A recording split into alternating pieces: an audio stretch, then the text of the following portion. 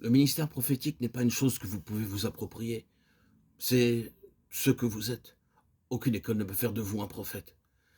Elles furent permises pour deux raisons. La première, pour la diffusion de la connaissance religieuse et l'autre pour consigner les chroniques de l'histoire religieuse.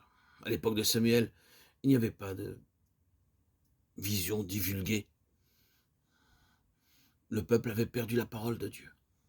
Elle devait être de nouveau enseignée et les chroniques ou les voix de Dieu devaient être consignées pour les générations futures.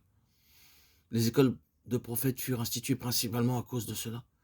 Toutefois, il y a une grande différence entre ces prophètes académiques et les prophètes oints et qui avaient un enseignement vivant.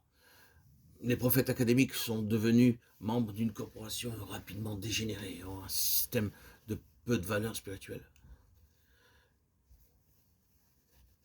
Cela explique bien des choses dans la vie des grands prophètes. Cela permet de comprendre la vie de Moïse. Le prophète que le Seigneur Dieu a levé du milieu de ses frères, Deutéronome 18, 15, 18. Moïse était un homme avec de grandes capacités à enseigner dans toute la sagesse des Égyptiens, Acte 7, 22. Avec de grandes qualités naturelles et des dons. Il avait une certaine opinion de ce que devait être une vie de service pour Dieu. C'était assez juste. C'était une bonne conception, une bonne pensée. Il était vraiment honnête. Il n'y avait aucune ambiguïté à l'égard de ses motivations, mais il essayait de répondre à ce besoin sur la base de ses propres capacités, de ses qualifications et de son zèle. Et avec cette conception, le désastre était une chose certaine. Ce n'est pas ainsi que sont formés les prophètes, ce n'est pas de cette manière que peut s'exercer la fonction prophétique.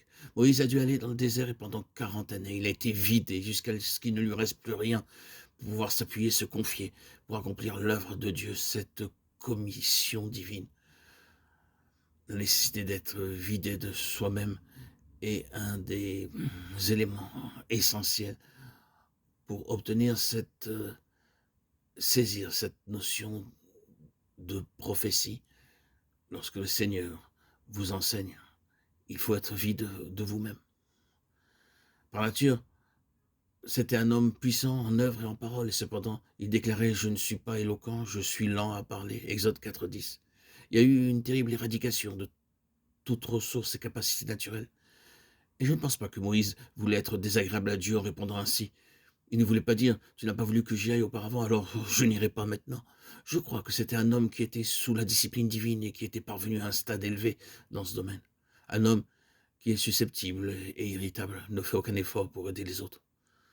Considérons l'attitude de Moïse, tout au début, quand il est arrivé au désert, Exode 2, 16, 17.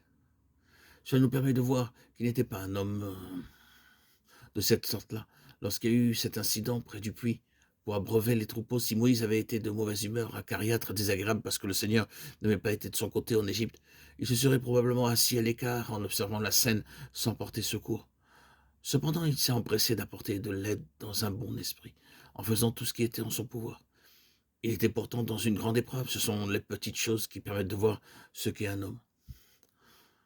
Nous passons tous par des temps d'épreuve, de tests sous la main de Dieu. Et nous sommes parfois enclins à penser, le Seigneur ne veut pas de moi, il n'a pas besoin de nous. Alors nous nous laissons aller, ne nous occupons plus de rien, nous sommes découragés sous le poids de nos épreuves et nous sommes devenus inutilisables.